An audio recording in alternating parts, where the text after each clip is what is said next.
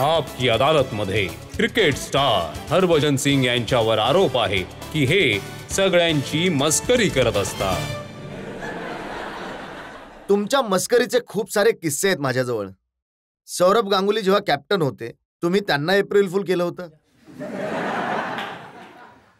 हे बघा, ते कॅप्टन तर नंतर आहे. आधी ते ऑब्व्हियसली आमच्यासारखे एक व्यक्ती आहे आणि आणि आमच्या टीममध्ये असं वातावरण असतं की we are like family. So he was like elder brother. त्याच्यासोबत आम्ही खूप मस्करी करत होतो आणि हो, आम्ही त्यांचा एप्रिल फूल केलं होतं. खूप मजा आली होती आम्हाला आणि पूर्ण टीमने एन्जॉय केलं होतं, दादांना सोडून. कारण दादांसोबत ते मग खूप प्लॅन केला होता तुम्ही आणि युवराजने. सर सगळ्यांनी प्लॅन केलं होतं की आम्ही काय करणार आहोत, की सौरव गांगुलीने कुठेतरी जाऊन मीडियामध्ये म्हटलं आहे की भज्जी, युवराज आणि झहीर खान ते गेमच्या बाबतीत सीरियस नाही आहेत आणि खूप पार्टी करत असतात आणि वेगवेगळ्या मुलींसोबत फिरत आहेत ते. असं त्यांनी कुठेतरी मीडियामध्ये म्हटलं आहे आणि आम्ही त्याचे पेपर कटिंग छापून घेतले होते.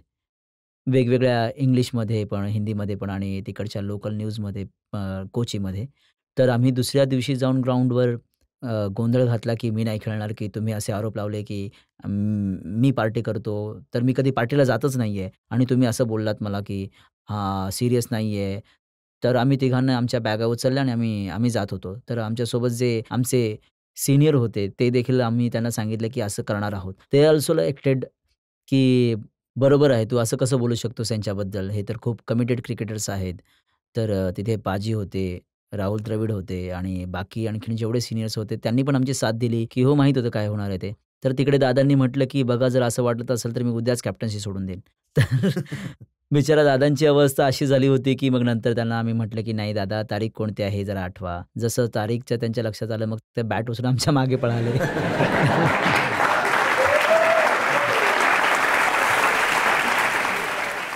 पण त्या चक्करमध्ये बिचारा जॉन राईट सगळ्यात जास्त त्रासला होता. त्याला वाटलं होतं, की बाहेर प्रॅक्टिससाठी मुलं येतील. त्याने म्हटलं होतं, की 15 minutes guys, everyone should be out. तर इथे मीटिंग चालू आहे. 15 ते 20 मिनिटं झाली, 25 मिनिटं झाली, 30 मिनिटं झाली. येतच नाहीये बाहेर. तर त्यांना खूप त्रास झाला होता. माहीत नाही काय झालंय. तर त्यावेळेस तो एकदा दार ठोकायला आला होता. तर आम्ही म्हटलं, की it's very serious matter. You should just go out. तर तो तर न बनवताच एप्रिल फुल तो बनला गेला. स्वतःच झाला होता बिचारा. त्याचा सुद्धा झाला होता एप्रिल फुल. पण हे देखील खरं आहे, की तुम्ही सचिन तेंडुलकर सारख्या लेजंडला त्यांना उचलून जकुझीमध्ये फेकलं होतं. नाही, नाही, नाही. मी त्यांना नव्हतं फेकलं. त्यात माझं आणखीन काही साथीदार होते. माझी इतकी हिंमत नाहीये, की मी सचिन तेंडुलकरला उचलून मी जकुझीमध्ये फेकेन. मस्तच तर पण जेव्हा सोबत लावावा लागतो हात इतका म्हणजे जोर लावावा लागतो 2 माणसांचा आणि 2 नाही 3 उचलू शकतील, तर मी फक्त जस्ट हात लावला होता त्यांना पाण्यामध्ये टाकण्यासाठी. पण जे मेन काम होतं ते झहीरचं आणि युवराज सिंगचं होतं. मग सचिनने प्रोटेस्ट नाही केलं? केलं होतं पण कुठे 3 आणि कुठे 1.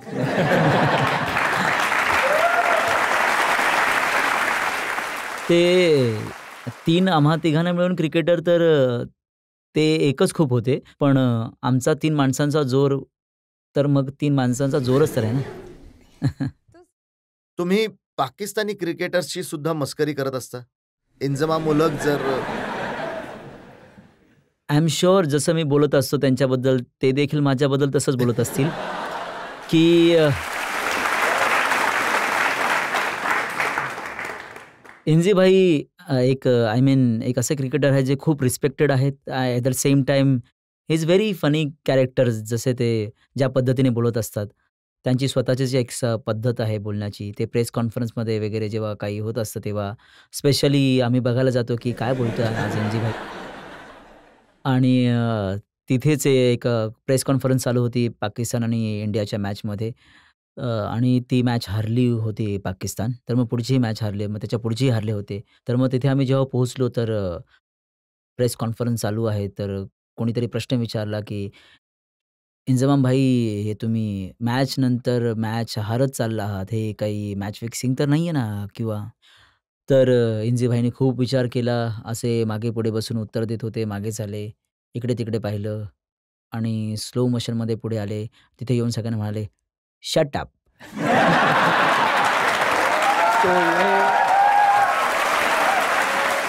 एकच शब्दामध्ये त्याने उत्तर दिलं आणि त्यावेळेस we felt it was hilarious आणि आम्ही हसून तिथून पळून गेलो की फारच कमालीचं उत्तर त्यांचा दिलं. नेहमी इंग्रजीमध्ये उत्तर देण्याचा प्रॉब्लेम होत होता. तो तर आमचा देखील होता. आजही होत आहे. असे खूप सारे क्रिकेटर्स आहेत ज्यांचा इंग्रजी बरोबर संबंध असा काहीतरी आहे हम्म. आणि त्यामध्ये एक मी देखील आहे. इंजीबाई पण आहेत आणि पाकिस्तानची तर काही तुलनाच नाही आहे. ते तर एकदा मी याला कोण तो अब्दुल रजाकला मॅन ऑफ द सिरीज मिळालं आणि त्याला विचारण्यात आलं की so Abdul you played really well, where would you go from here, where would you see your self from here. तो म्हणाला लाहोर. ते म्हणाले नाही, where do you see your self. तर म्हणतो इन बॉलिंग, इन बॅटिंग. ते म्हणाले you know what is the next, तर म्हणाला लाहोर. आणि म्हणतो की अरे यार. तो म्हणाला ओके जा ठीक आहे, मजा करतो तुझी. तर असं होत असतं, थोडंफार चालतं. पण एक चांगली गोष्ट आहे तुमची की तुम्ही दुसऱ्यांची मस्करी करता करता स्वतःची देखील मस्करी करता. हे बघा, चेष्टा मस्करी तर झाली पाहिजे, भले ती स्वतःवर असो किंवा इतर कोणावर. हसा खेळा, माहित नाही कधी उडून जाल कुठे. तर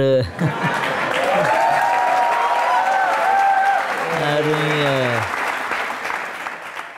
का नाही सर, जर मस्करी नाही करणार, हसत नाही राहणार तर हसणार नाही, पूर्ण दिवस सिरियस मला एका राहाल. प्लेयरने सांगितलं की तुम्ही सचिन तेंडुलकरच्या समोर एका फॅनला सांगितलं I am dog of Indian cricket.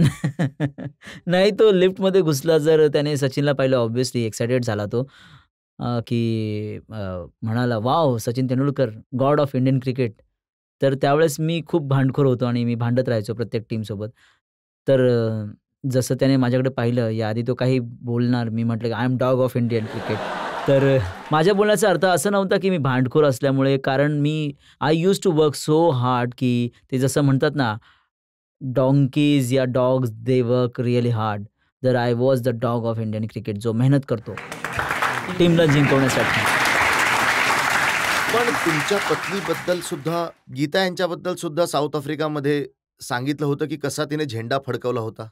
हो, तिला क्रिकेटबद्दल एवढं नॉलेज नव्हतं आणि ती पहिल्यांदा साऊथ आफ्रिकामध्ये आली होती आणि तिला क्रिकेटची इतकी आवडही नव्हती. तर मी बॅटिंग करत होतो, मी पहिल्या बॉलवर चौका मारला, तर ती झेंडा दाखवत होती. दुसऱ्या बॉलवर मी पुन्हा एक शॉट मारला, तो चौका झाला. तर मी पाहिलं की मुंबई इंडियन्सचे झेंडे फडकत आहेत असे. तर तिसऱ्या बॉलवर मी बोल्ड होऊन मी पुन्हा जात होतो, मी पुन्हा वर पाहिलं, पुन्हा झेंडा तर फडकत होता. तर त्यावरनं हे समजलं की मी म्हटलं त्या बिचाऱ्याला समजच काय त्या गेमबद्दल. बाकी पूर्ण इंडियन्स बसलेलं होतं, मी ती एकटी झेंडा फडकवत होती. जर क्रिकेटबद्दल समज नाहीये तर हरभजन सिंग कसा काय पसंत आला. ही तर सर एक कला आहे.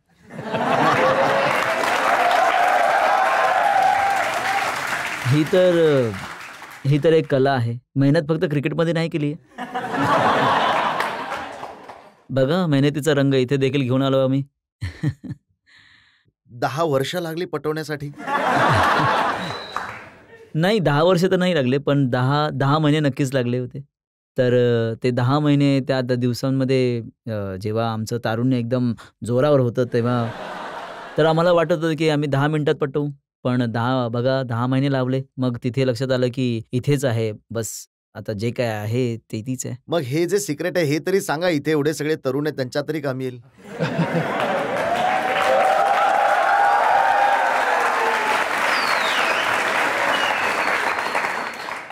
बघा, सिक्रेट एकच आहे की मुलींना जेवढं हसवू शकता तेवढं हसवा आणि प्रयत्न करा की त्यांच्याशी रोज खोटं बोला की तू खूप सुंदर दिसत आहेस.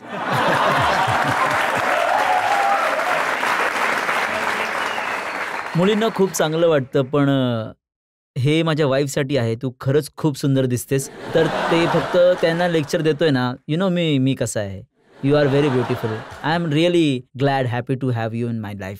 Thank you. खूप सारे लोक आहेत ज्यांना तुम्हाला प्रश्न विचारायचे आहेत. हो, बोला. माझा प्रश्न असा आहे की सर, तुम्ही इंडियन क्रिकेट टीमचे म्हणजे तुम्ही सगळे जे मित्र आहात, तर असा काही सीन झाला असेल जो तुमच्या लक्षात आहे की हो बाबा, हा सीन आम्ही आयुष्यात लक्षात ठेवून हसू, म्हणजे असा सीन जो तुम्ही आम्हा सगळ्यांबरोबर शेअर बघा, आधी तर हे सांगतो, की आमचं क्रिकेट जे आहे ते फिल्म नाहीये, ते सीन नाही होत.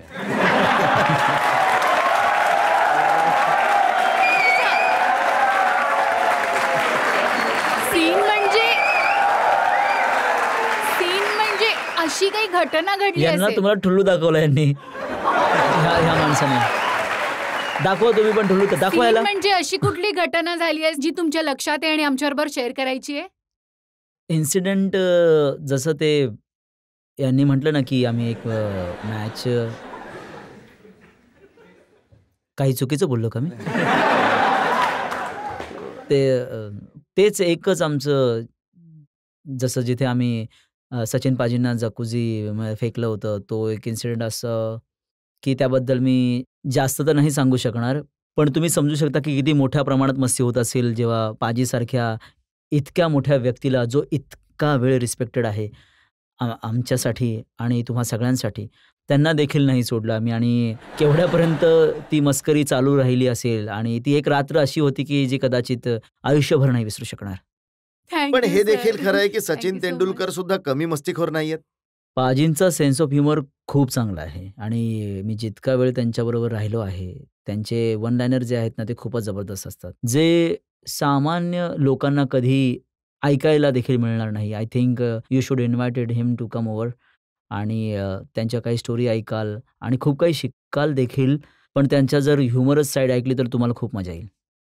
आणि महेंद्रसिंग धोनी असेच नॉन एक्सप्रेशन वाले आहेत जसे ते दिसतात फील्डवर. नाही, धोनी हरा जिंका काही फरक पडत नाही, दिसत नाही, नाही फरक चेहऱ्यावर. पडतो ना. चेहऱ्यावर नाही फरक पडत, पण आतून फरक पडत असतो. कारण की धोनीला जेवढं मी ओळखतो, खूप जिद्दी आहे तो. राग देखील येतो त्याला. त्याला पण त्याच्या चेहऱ्यावरती कधी तुम्हाला वाटणार नाही की काय चालू आहे किंवा but otherwise he is quite good, jolly to talk to. आणि जसं टिपिकल त्यांची एक स्टाईल आहे बोलण्याची, जी थोडी थोडी थोडी बिहारी लँग्वेज आहे, त्या पद्धतीने ते बोलत असतात. तर कधी-कधी ऐकायला खूप छान वाटत असतं, की जसं आपल्या तिकडचे जे नॉर्मल गाणी वाजवत असतो, तिकडची जी भोजपुरीची. भोजपुरी गाणी, तर ते जेव्हा नाचतात देखील कधी-कधी, तर ते भोजपुरी स्टाईलमध्ये नाचत असतात. तर बघायला खूप मजा येते ती. कोणकोणती गाणी असतात तिथे? आता सर ती काही-काही तर ठीक असतात, काही डबल मीनिंग देखील असतात. सर, तुमचं एक खूप मोठं योगदान राहिलंय भारतीय क्रिकेटसाठी. आजकाल एक नवीन ट्रेंड चालू झालाय की भारतीय क्रिकेटर्सचं आयुष्य मोठ्या पडद्यावर दाखवण्याचं. तर आम्ही सगळे लोक, सगळ्या फॅन्सना जाणून घ्यायचंय की कधी आम्हाला तुमची एक फिल्म पाहायला मिळेल तुमच्यावर मोठ्या पडद्यावर. मोठ्या पडद्यावर माझी आय थिंक तुम्ही मागच्या 18 वर्षापासून जी माझी फिल्म बघत आहात, जी माझी फिल्म आहे त्यामध्ये फक्त आणि फक्त क्रिकेटच भरलेलं आहे. आणि येस, प्रत्येक माणसाने त्याच्या लाईफमध्ये अप्स अँड डाऊन्स येत असतात, स्ट्रगल येत असतात. तर ते माझ्या लाईफमध्ये पण आलेत. माहीत नाही कधी येईल फिल्म, पण येईल किंवा नाही येणार हे पण माहीत नाही. पण जर आली तर खूप चांगलं होईल, नाही आली तर काही हरकत नाही. मला काही माझी फिल्म माहीत आहे. बाकी मी माझं पुस्तक नक्कीच लिहीन, ज्यामध्ये मी सांगेन की मी माझ्या लाईफमध्ये काय-काय प्रयत्न केले पुढे येण्यासाठी आणि कोणकोणत्या अडचणी मला काय-काय गोष्टींनी जे आहे ते अडचणींचा मार्ग निघाला, ते नक्कीच करेन मी.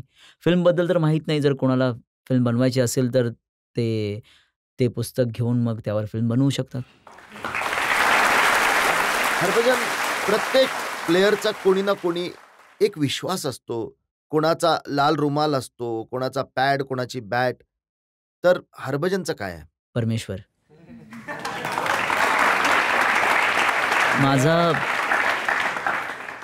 मी ना कधी सर रुमाल ठेवला आहे, ना मी कधी मी ऐकलं एक सपोर्टर होतं तुमचं जे नाही, ते असं असतं की रुमाल तर नव्हता, तो सपोर्टर तर बिचारा फाटून आत तर त्याचं फडकं पण बनलं असेल. पण तो एक अशी सीरीज होती ज्यामध्ये मी 32 विकेट घेतल्या होत्या आणि त्या दिवशी मी पहिल्या दिवशी तो सपोर्टर तुम्हाला माहीत असेल, तो अंडरवेअरला सपोर्टर म्हटला जातो. तर तुम्हाला माहीत आहे कारण तुम्ही क्रिकेट खेळत असता, बाकीच्यांना नाही माहीत. अच्छा. तर तो होता, मी त्या दिवशी जस्ट तो घातला आणि त्याबरोबर जे सॉक्स घातले होते, त्याबरोबर जी पॅन्ट घातली, शर्ट घातला, तो मी घालून 5 विकेट घेतल्या. तर मग माझा एक विश्वास बनला होता, की मी हेच कपडे घालतो आणि हेच सेम गोष्टी रिपीट करत राहतो, बघूया काय होतं. मग मी 7 विकेट घेतल्या. तर त्या सीरीजमध्ये मग मी पुन्हा तसंच करत राहिलो. तर ते इतकं वापरण्यात आलं, की एंड ऑफ सीरीज त्या सपोर्टमध्ये आणि मौजांमध्ये छिद्र पडले. जे की दिसत तर नव्हते, पण असं व्हायचं की हवा लागत होती.